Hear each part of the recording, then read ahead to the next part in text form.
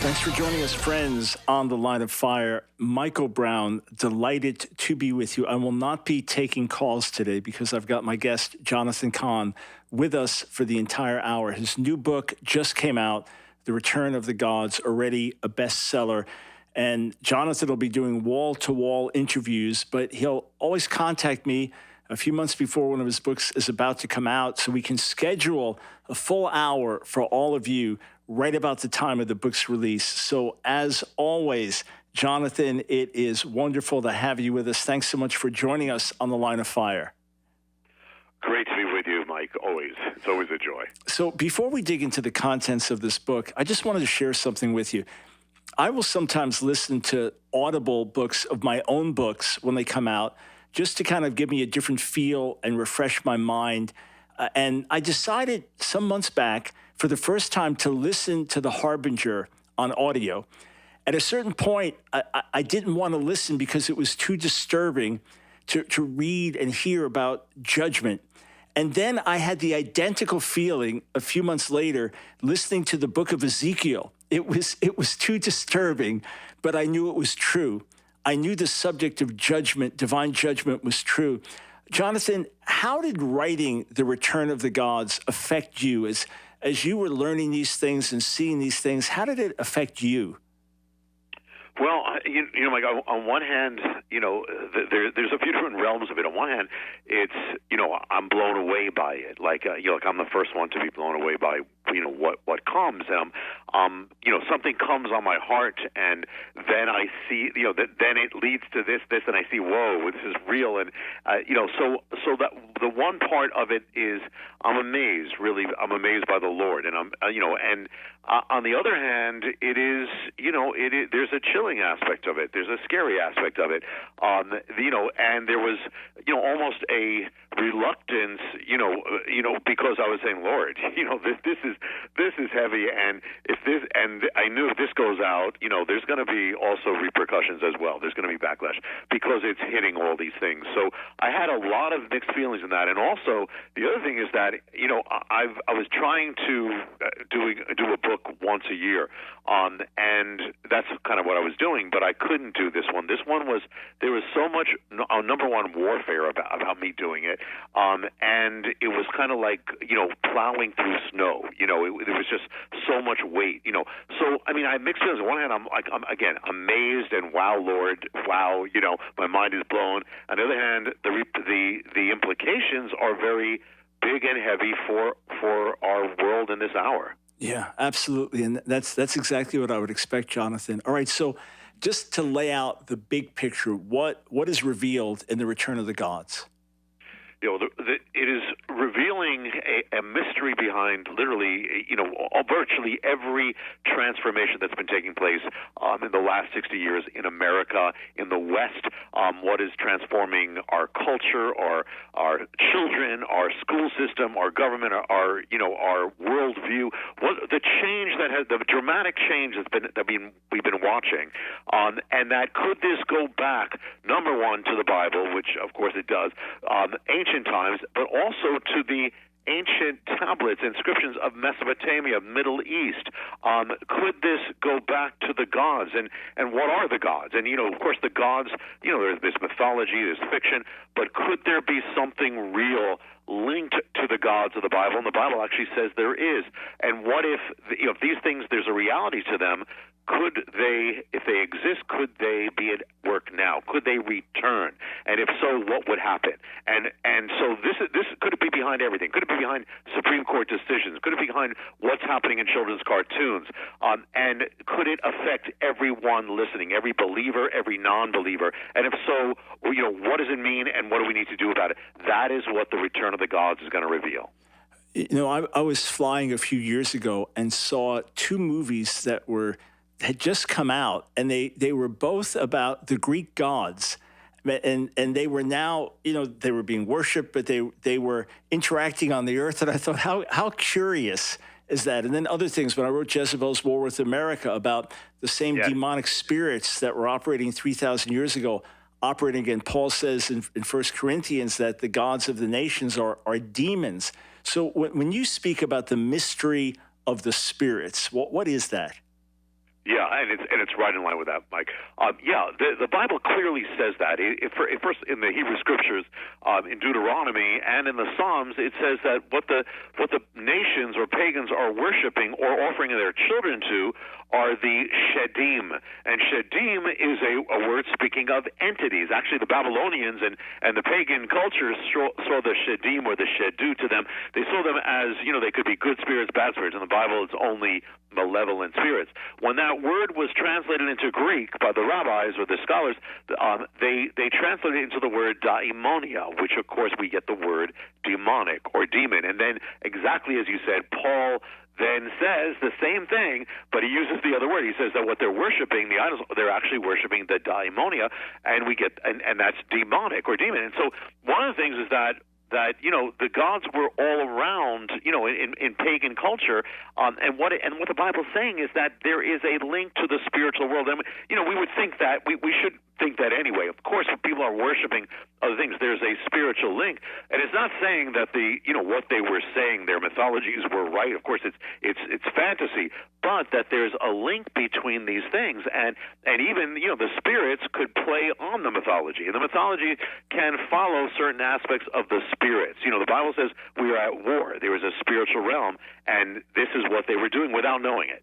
All right, so there would be the fantasies about this God has this power, that God has that power, but behind the fantasy was demonic activity, and that demonic activity certainly could affect individuals. We know about individuals being demonized or demon-possessed in Scripture, but how far can demonic activity go? Can it affect nations, civilizations? It's kind of a strange phenomenon that all around the world, no matter what the culture was, they're all worshiping gods. I mean, it's kind of a strange thing, but it was all over, except pretty much for Israel. And then when Israel turned away from God, then it changed.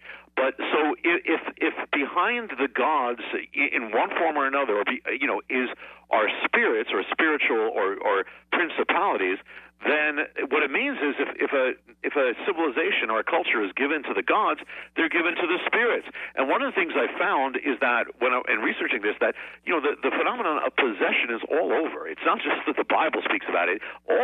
Virtually all these cultures in some way speak about it.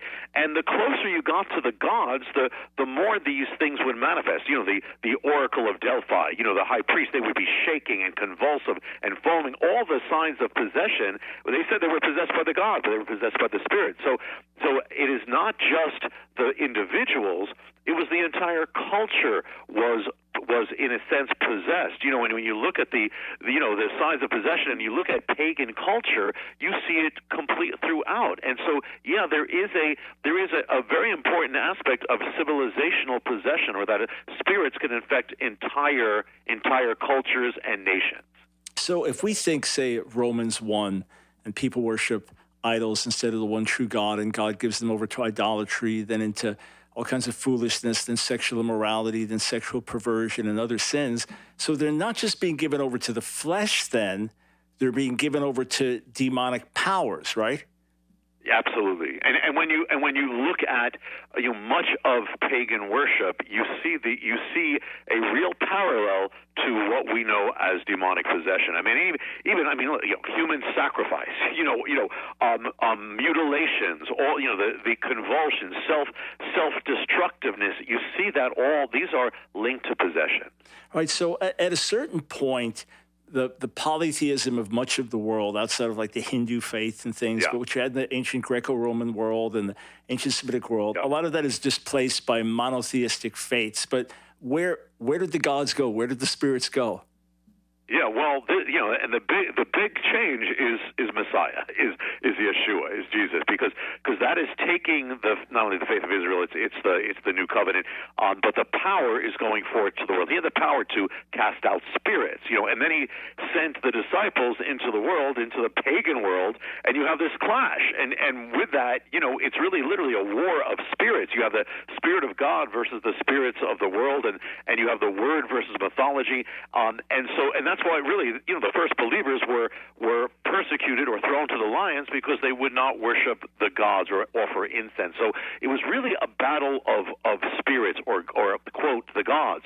And so so because of the gospel, and it was that really alone, the gods vanished. The temples of Zeus, the shrines of Athena, they would be emptied out, and they ended. The gods ended, but if behind the gods are spirits or principalities, then spirits don't end. So they have to. They're existing. So the interesting thing, Michael, and this is where a key I speak about in the book called The House of Spirits, and that is that Messiah, Jesus, gave a parable, and he speaks about the spirit that comes out of a man, and he says that, it goes into the dry places looking for a place and doesn't find it. It says, I'm going to go back to my house, goes back to the man called the house, says finds the house clean, swept, and the implication is an empty, and gets 7 other spirits worse than itself and repossesses the man or repossesses the house, and then Messiah says that so the latter state will be worse than the first. Now we take that, and it's true. If someone knows the Lord and then turns away, it's risking something much greater or darker, and with possession as well as just in turning away from the Lord. But what he says is, so it will be with this generation. Yeah. He wasn't just speaking about one person. And so, therefore, now, if you take that to the biggest thing right now, Western civilization was once given to these spirits and gods. The gospel cleansed it. It was in a sense the greatest mass exorcism in history, and that's why Western civilization is so unique because of that. But the warning is, if the West, or any culture that has been so cleansed, America or the remainder of the Western civilization, if it ever turns away from God, if it ever turns back, then what it's saying is, the house is not going to remain empty. It will be repossessed. And the spirits that were driven out will come back to it. And in a sense, the gods or the ancient entities will come back to repossess it. And that is exactly what we have been witnessing. All right, we're gonna stop right there. And that verse that's just been shared with us from Matthew 12, very jarring. That's what's going to happen to that generation. Jesus warned then, it's relevant today. We come back, we'll talk more about the return of the gods, tell you where you can get the book for yourself. Stay right here. Welcome, friends, to the Line of Fire broadcast. Speaking to my good friend Jonathan Cahn about his brand new book, literally hot off the press, The Return of the Gods. Where's the best place for them to get the book, Jonathan? You can get The Return of Gods everywhere. It's online. It's in every place. Amazon, if you go on right now, you'll see it. Walmart, Barnes & Noble. It's really literally everywhere. Great. That's what I thought, but just wanted to ask the question. Yeah. All right. No, thank you. So if gods or spirits are returning to the modern world, meaning the demonic powers have been active in different ways, but now making a more public, overt return, maybe coming out of hiding more, filling the void that you mentioned has been here because we had the gospel so much, we've rejected it so much, it's going to get filled with something else. Which gods are returning? Yeah, and Michael, it's the fact that we've had the gospel, the fact that we've had the presence of God and the ways of God, that has been a protection. That has been a kind of a wall in many ways to society. And that's, again, what's made us different. When you go to mission trips, you've seen the difference, although that's changing now. So the thing is that, America was patterned after ancient Israel, and, the Puritans were, very much so. On top of that, Western civilization, the spiritual heart of it, once the gospel came, is basically Israel. And so if it turns back, what happened when Israel turned away from God? It turned to the gods, and it turned to these things. Well, there were 3 key gods. I mean, there were many different ones from the nation, but 3 that really epitomize, what happened to Israel. And so in the book, in The Return of the Gods, I call them the Dark Trinity. And what it's saying here is that in the same way they have returned, and the first one is called, I call the possessor, because that's what his name means. Of course, you know it. The name most people know him as is Baal or Baal. This spirit is that of, in ancient Israel, this principality and this god was, in a sense, what caused Israel to forget God. That's what the Bible says. says. Baal calls to forget God. He was the anti-God. He's the chief of the Canaanite pantheon. He's the substitute God to God. He's the one who promises them, turn away, I'll give you freedom, I'll give you prosperity. And this is what the primary one they turn to. When you look at the list of gods, you see Baal is almost always first. Baal and then this. He's kind of like the spirit that comes back and then says, I'm going to bring the rest. And so the thing is that with what happens when you see a real turning in America, where it becomes really noticeable. Early 60s, we start removing God. We start taking God out of prayer out of school. We take then the word out of school, and then it begins on and on. We're opening the door. We're in a sense, it was almost like an exorcism of God from the culture. And the thing is that the parable says that the house is not going to remain empty. You do that, something else is coming in its place. And I mean, if you look at when people were removing prayer from school in the 60s, at the very beginning, probably could have seemed like a little thing, but look at what has now come into school. This is the law of the Spirit here. And so what happens is the Spirit comes to America that is, or in power, really takes the mainstream, which is a spirit. Baal drove God out of the culture of Israel, drove him out of the public square. So we've been watching this culture driving God out and out and out. It hasn't stopped. It was noticeable then. It has happened. This is that spirit. It's a spirit of paganization. You see, when we're talking about pagan spirits or pagan gods. Well, if they're coming back now, they're coming to a Christian or a Judeo-Christian based nation. So the mission is to take a Christian or Judeo-Christian nation and paganize it, turn it into a pagan nation. And when we've been looking at the mass transformation of America since then, it is that way. In every direction is pagan. It's a paganization. So that's one part of what the beginning of what Baal does, but it's actually very deep. It's affected our culture in the deepest ways. Are there any literal outward signs about this invasion of Baal or Baal coming to America? Yeah, yes. One thing actually, and this is something that we kind of take for granted. We don't even think twice.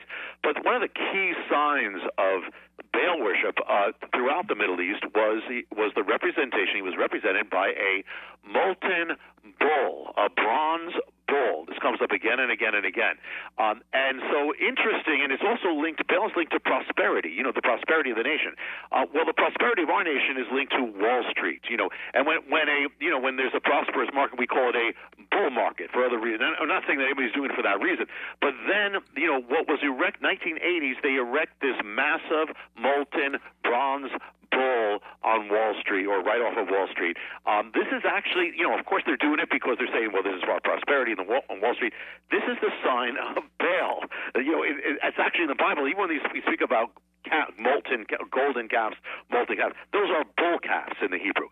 It's all linked to the same thing. Not a good sign. Also, there was a time, Mike, I don't know if you caught it, you probably did, where they actually erected the arch that led to the Temple of Baal. Yeah. In New York City. I mean, in New York City, they're doing it for, and I'm not saying that they're doing this for any reason that they have any idea of. It's just like the Harbinger. Why are they saying these scriptures? Why are they doing these things? But they do it anyway. And that arch also appeared in New York City, also appeared in Washington, overlooking the Capitol, just when they were having the hearings for the Supreme Court justice concerning abortion. So yes, they're very, and then there's the deeper ways. Like for instance, in pagan culture, you have many gods. In biblical culture, of course, there's one God. But that means you have many truths. Not one truth, many truths. So everybody can now say, well, that's true for you. It's relative. I have my own truth. We take that as that's something progressive and woke. That's pagan. Even the idea that you can, in pagan culture, you create your own idol. You're creating your own God. You're creating your own truth. Well, this is my authentic truth. If a man says, I'm a tree or I'm a cat, well, that's his authentic truth. That is part of the the subjectification of culture. That is a pagan thing. So it has affected us, even wokeism these things have affected us in the deepest of ways. It reminds me of what G.K. Chesterton said, that when people don't believe in God, it's not that they believe in nothing, but in everything. And the sociologist Rodney Stark has demonstrated in countries Sweden, Iceland, these different countries that are supposed to be very irreligious and turning from traditional religion, they believe in all kinds of superstition and the most bizarre things. But we're seeing it in a very dangerous and dark way here. So you refer to go ahead. Yeah, I'm sorry. Like it's like it's never neutral. Spiritually and biblically, it's never neutral. And when you look at any culture that turns away from God, for instance, Russia, what comes in is demonic. I'm talking about the Soviet Union. Look at Germany. What comes in is demonic. And the thing, it also says, the parable says it's going to be worse. And when you can, in the past, in the pagan world, you have Nero, but in the post-Christian world, you've got Hitler. So there's never going to be, and the house is never going to remain empty. Yeah, that's it. I read one author the other day who said that thrones always get filled quickly, and that's their spiritual reality. Friends, all this is in the new book, just hot off the press, Return of the Gods, The Return of the Gods by Jonathan Cahn. All right, so you talk about the Dark Trinity, Baal, the possessor. Yes. Who's the enchantress? Yeah, this is a she, of course, and this is, in Canaanite theology, it's actually a wife or consort of Baal, but she is all over. This in the Bible, she's called Ashtoreth or Ashtorah or Ashtoreth. And in Genesis, Baal and Ashtoreth. But in the Phoenician world, she's Astarte. In the Mediterranean or the Mesopotamian world, she's known very famously as Ishtar. Also, when she goes to Greece, becomes Aphrodite. When she gets to Rome, Venus. But very dark. This is the goddess of sexuality, particularly sexual immorality, unbridled sexual lust. She's actually called a prostitute or a harlot goddess. And so when Israel fell, it wasn't just Baal, it was Ashtoreth. And so what happened is that it means that it's the sexualization of the culture. And when you look at the progression, Mike, first it says Baal, then it says Ashtoreth. Second, the first comes the turning, Baal, the turning away. And you have paganization, you have material, worship, all these things. But then if the next thing that's going to come, according to this template, is going to be the sexualization of American culture and Western culture and a sexual revolution. And that's exactly what happens when she comes into the culture. And we've been dealing with it ever since. Yeah, and the fruit of it is extraordinary and dramatic. There was a song that swept America last year or the year before that. And it was so sexually explicit and so dark. You thought, how can you even comment on it? Because you can't read the lyrics, you can't watch the video, you can't hear it. And then you think, but little children across America are singing it. It was just a snapshot to me of how far things have gone. And then the aggressive educational agenda that wants to sexualize little children and give out condoms in elementary schools. You think, how did this happen? But it happened step by step by step. Back in the 60s, the big controversy is, could you even have sex education? And now look at where it's gone. And the thing is that one of the things is that, where did all this sexualization come from? Well, it comes from the marriage bed. It was taken out of the marriage bed. And this goddess, being a prostitute or harlot, is against marriage. One of the things she's detrimental to marriage, even in her mythology. And so this is what happens. Marriage starts getting weakened. Family is weakened. Divorce, starts going almost like clockwork. As on the same time, the culture gets sexualized. Yeah, friends. This is the decline. The Return of the Gods opens this up vividly. It's one of these things. You think, oh my, there it is. We come back. Who is the destroyer? We'll get the answer from Jonathan Cahn, the new book, Return of the Gods. Stay right here. Thanks for joining us on The Line of Fire. I'm speaking with my friend and colleague, Jonathan Cahn, his hot off the press book, The Return of the Gods. Jonathan, before we talk about the last of the three beings, demonic powers that you're referring to as the Dark Trinity, a little bit more about Ashtoreth, Ishtar, the enchantress. How does this connect with porn, with drugs, with witchcraft? Yes. Yeah. Well, her name, she was known as the prostitute goddess, and her name in ancient Greek for prostitute is porne. We get the word porn from it. And so the very first pornography in the world was the writings of this linked to this goddess. It was literally the earliest literature on that. And actually, and her effect, or the effect of this principality, was also to reproduce images of naked people throughout the culture. Back then, they didn't have the web. Of course, they had clay, but that's the same thing. And we use the word erotic, which of course comes from Eros. Eros was a Greek god who was born of Aphrodite, who is Ishtar, the goddess. So she actually produces it's not only linked to porn, but also the word Eros. And so if Baal is moving to the paganization, that's it, of a Christian or Judeo-Christian nation, Ishtar is doing that through the sexual realm. And if you look at one of the most powerful realms of really paganizing America has been the sexual realm. All of it's moving in that area. Also, she's called the enchantress and a sorceress because she is also the goddess of spells and casting spells on people. And so at the same time that you have the sexual revolution in the 60s, you also have a revival of the occult, to the point, and even now we have more witches in America than we have Presbyterians. So the revival of the New Age, well, that's not an accident that these all come at the same time that we're turning away from God. And she's also the goddess of the tavern and the intoxicating substances. And you also, at the same time, you have an explosion of drugs. We still have an explosion of drugs right now. All these things are linked to this goddess. Yeah, I remember reading some of those stats about the rise of witchcraft in recent years, and compared to Presbyterians or millennial Presbyterians being outnumbered by which it was just wild. But you see these things happening together. Those were some of the lights that went on for me writing Jezebel's War with America. What you're looking is, okay, we're not just dealing with this, but this and this and this. So the last in the Stark Trinity, the destroyer, who is that? Yeah, and by the way, you just triggered something in me. And Jezebel was, in the history, at least in as it's recorded, is supposed to have been the daughter of the priest of Astarte, which is this goddess, Ashtoreth. Same thing. Now the last one, one of the things that is actually not an exception in pagan culture, but it's actually the rule in many ways.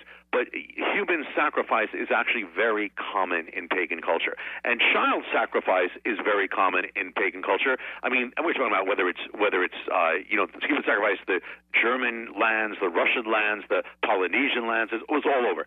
And to be a child in pagan culture was dangerous. And this is the god or the principality that causes parents to offer up their own children as sacrifice. Of course, we know him as Molech, which we believe is linked to the word king. And when Israel turned away from God, this is what they did. It says they caused their children to pass through the fire. They offered them up, which is what the pagan world was doing. So following this pattern or template, first you have Baal representing the turning away from God and paganization. Second, you have the sexual revolution and all that's happened. Then you're going to have this. And so when you look at it, you have the 60s, and then at the end of the 60s comes abortion to America and the West. Abortion on demand, 1970. Abortion, of course, legalized 1973. You have the offering up of children. And by the way, it wasn't just infanticide, which you had then. You also had abortion. It was part of the pagan world. It was actually the gospel that ended infanticide. It was actually the gospel that ended human sacrifice across the world. So if we're turning away from God, then this spirit or this god, this Molech, is going to come to America. And that is exactly what's happened. And people say, well, how can you compare it? Well, yeah, they offered up thousands. We have offered up millions. Yeah, and with it, just the larger denigrating of human life that comes out of it. It's clearly related. Now, Jonathan, in the Return of the Gods, because we're running through a whole lot in an hour, and it's eye-opening, it's shaking, it's intense. It reminds us that we have a spiritual battle. But you give a lot of data and information in the book. Yes. Yeah. Well, first of all, I had to research the inscriptions from the ancient, from Babylon, Mesopotamia, and then what is actually happening happening now. We're replaying that. Even like we're talking about, abortion. Even the way they, you know what, Mike, you also, I know you also did this. But even the ways they offer them up, there are parallels to what we are doing to this day. So yes, and it gets deeper because what happened is at the beginning when this thing begins, when the gods, in a sense, the spirits start taking hold, it's all in the name of tolerance. But as it progresses, it gets deeper, and it's gonna open up exactly with what we're dealing right now, even with gender. Yeah, even when we talk about the society says abortion is a right, spelled RIGHT. It really becomes a right, RITE. It becomes a religious right, ritual, and the passion, intensity behind it exposes it. So when you're talking about the enchantress, the connection with sexual immorality and drugs, Eastern religion, we saw that happen. Witchcraft, we saw it just sweep in the 60s. I remember living through it. Is there another side to this demonic activity? Yes, and it's a side that comes out more in time when there's a greater foothold. It couldn't come out at the beginning, and that is that when I looked at this, Mike, and I'm looking at the writings of this god, linked to this goddess in the inscription, she says, "I am a woman, I am a man." Her hymns say she has the power to turn a man into a woman and a woman into a man. This is the goddess or the principality that blurs gender, that blurs sexuality, that bends the line between man and woman. And so what I mean, big time, and so what if we were going to see this at work in America and the West, what we're going to see in time is going to be not just a sexual revolution, but it's going to turn another side. We're going to start seeing the blending of gender, the feminizing of men, the masculizing of women, and we have been seeing this. I mean, it's not only in the sexual realm; it's been in every realm. I mean, if a man acts masculine, we'll say that's toxic. If a woman acts masculine, we'll say, well, that's wonderful. What is that? It is a spirit that is seeking to basically really end the distinction between the two. One of the things I found when I was looking up the inscriptions linked to the goddess is that she grinds away the masculinity of men. She hands weapons to women. So it's to seek to do that, and that's been happening. That part has been happening since the 60s. I mean, so in society, actually, even the spirit of radical feminism is linked. She raged against the authority of men. She had a problem with that. So in every way you see this. Even the rechanneling of girls from they're being programmed in this. So our boys are being programmed against being providing, against all these things are being channeled into video games and into pornography, and so it's all part of that. But it actually affects the sexual realm has become the most dramatic. I wrote an article a couple months back for the Daily Wire on sociological contagion and the transgender revolution. And it was talking about how things sweep through a society, kind of like the society corporately loses its mind. So we've got genital mutilation of young people now and hormone blockers that are going to destroy their lives and sterilize them, and people shouting for it. This needs to happen, and on and on. And you think, how does a madness happen? Well, I know part of it can be explained sociologically, but I'm quite sure that behind all this is demonic spirits driving it. And you're saying it's not a surprise that this is something we should have expected in terms of the progression.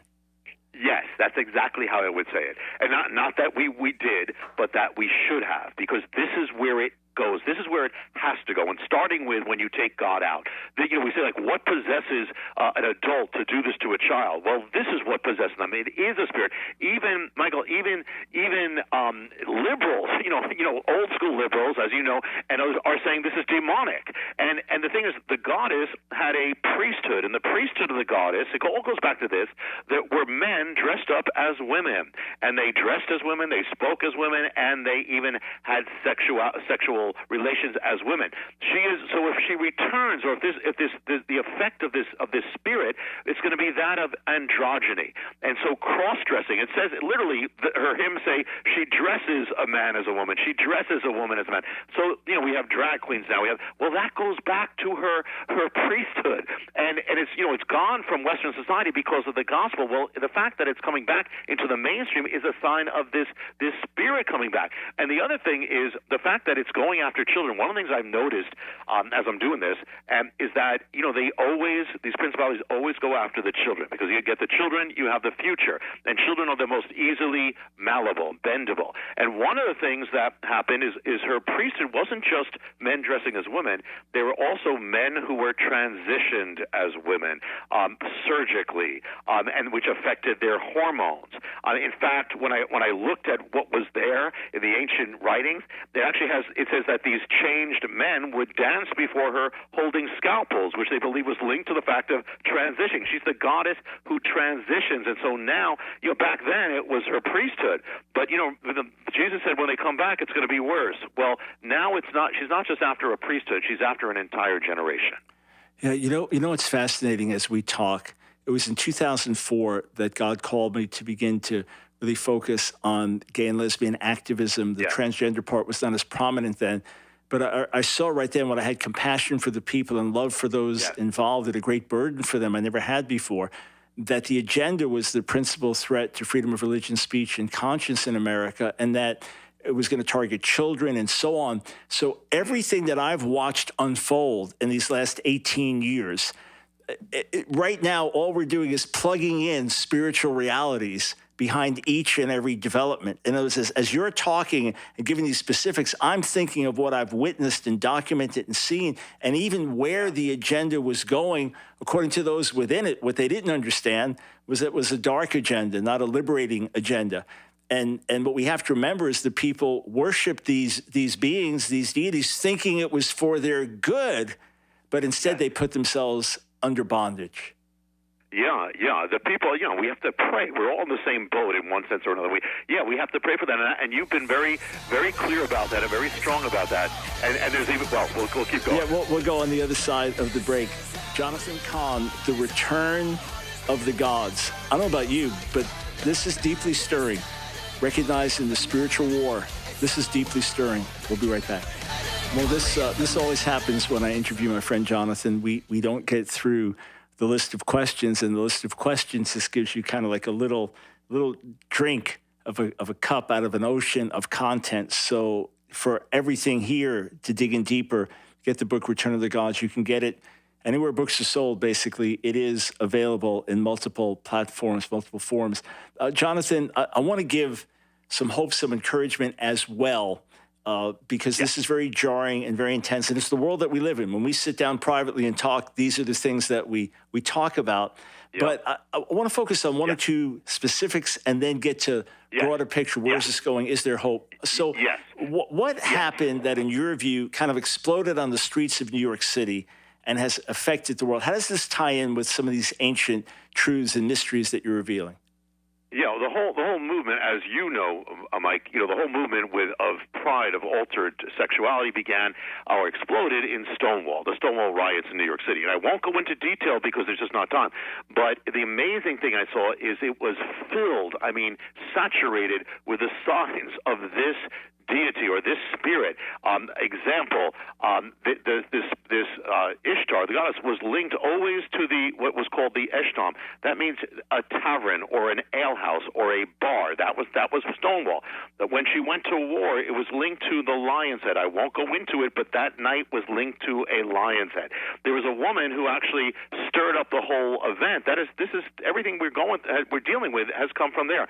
The goddess was called the Storm. She was called, you are the loud thundering storm. The woman's name was Storm, or Storme. There's something called the dance of the goddess, when the goddess goes to war, and they literally was a dance that broke out that night among the writers, and what they said, they said words, they sang words that went back to the writings of the goddess. It even says of the goddess, you are the stone that breaks the stone wall, the stone wall. They were trying to do it. Even the timing of that was linked to the ancient pagan calendar.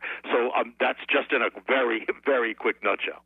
Yeah, and so much did explode out of that Stonewall, and how remarkable that in President Obama's second inaugural speech that he hailed Stonewall. He hailed Seneca for women's rights, Stonewall for gay rights, Selma for civil rights. These were now, instead of Stonewall being a riot that broke out that led to all kinds of lawlessness and really put an emphasis on sexual revolution, this is now something being celebrated. All right, so in your view, again, we're just scratching the surface here, but in your view, where are things going, and is there hope?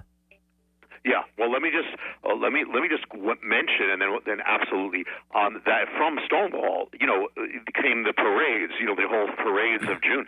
Well, the parades are linked to the goddess. She was the goddess of parades, and the parades of the goddess had men parading as women and women parading as men. Even the time of the goddess, there was one time when this happened, and the ancient commentators record that there was 1 month of the year where she particularly possessed the culture.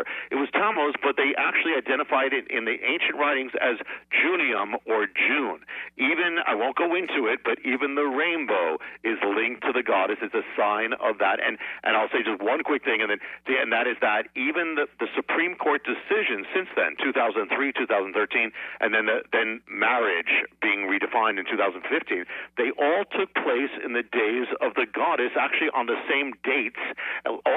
And when, if you remember, when marriage was struck down, as we know it, and all over America there were rainbows on the White House, that night was the 10th of Tammuz, which is on the ancient calendar of Babylon. It says that's the day appointed to cast a spell to cause a man to love a man.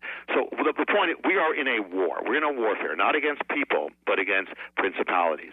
And it's a real war. It's a real thing. The last part of the book, I speak about that war and where this is heading, and that where it's heading is that the gods are never content with just tolerance.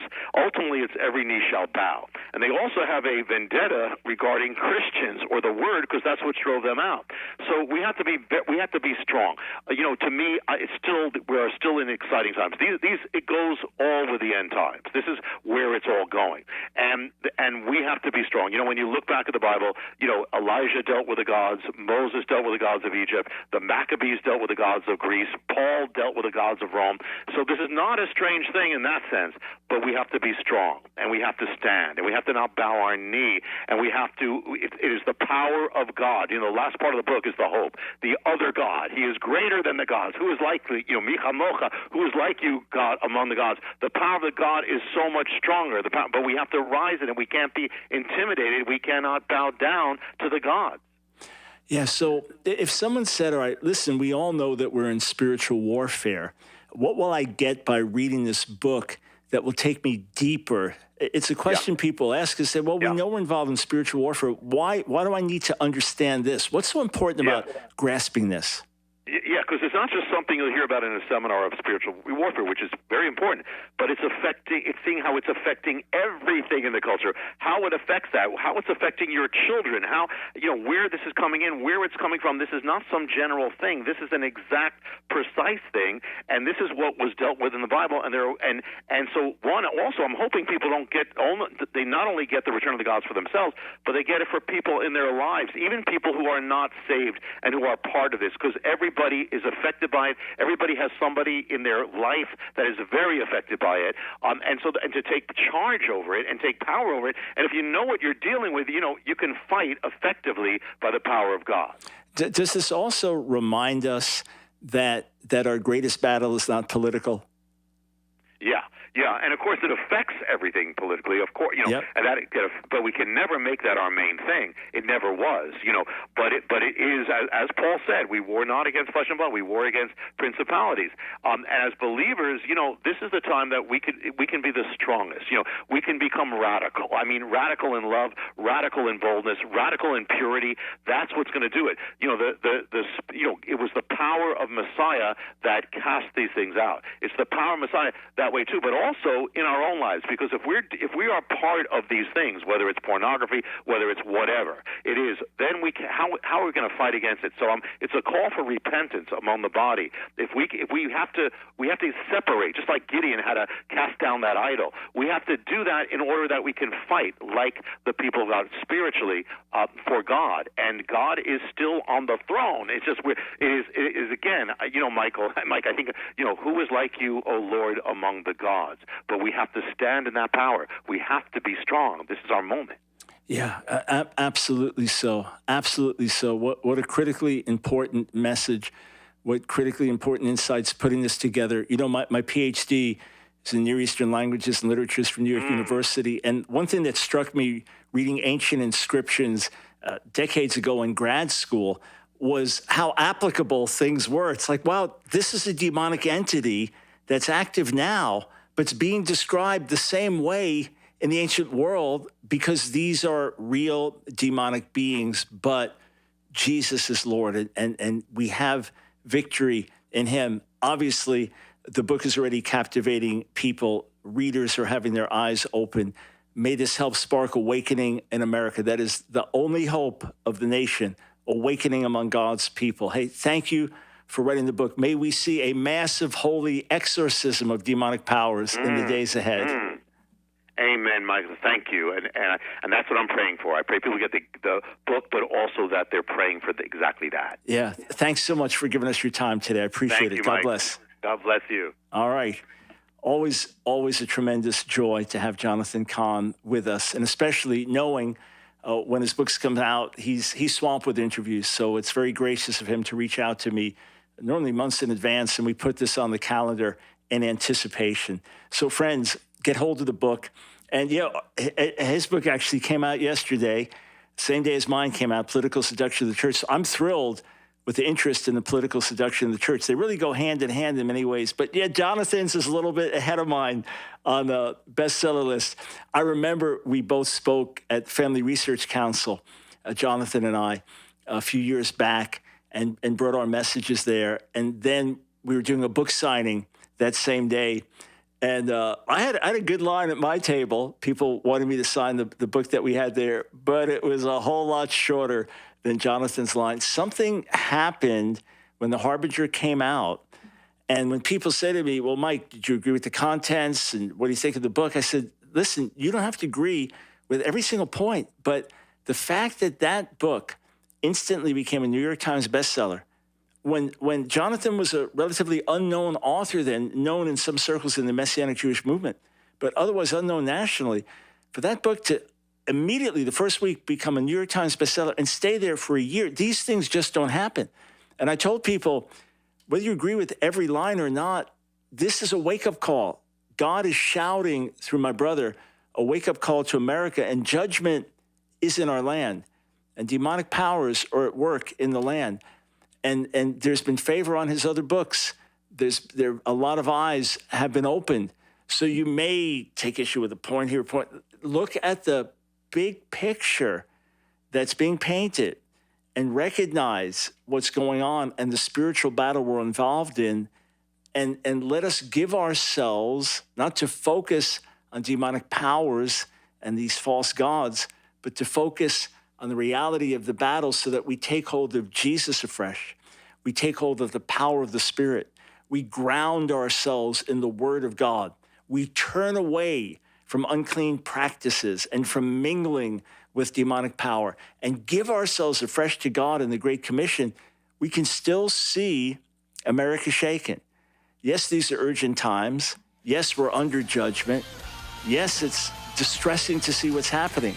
But Jesus remains Lord. Let us equip ourselves for the spiritual battle and see him exalted. Hey, friends, I hope you enjoyed that video. If you did, click on one of the boxes on the screen, check out another one of our videos, and be sure to subscribe and hit that notification bell so that you don't miss a single video. We discovered that about 60% of you that are watching our videos aren't subscribers. So subscribe today. Doesn't cost you a dime. And if you want to support our work, Line of Fire, and all the things that we do, follow one of the links on the screen below.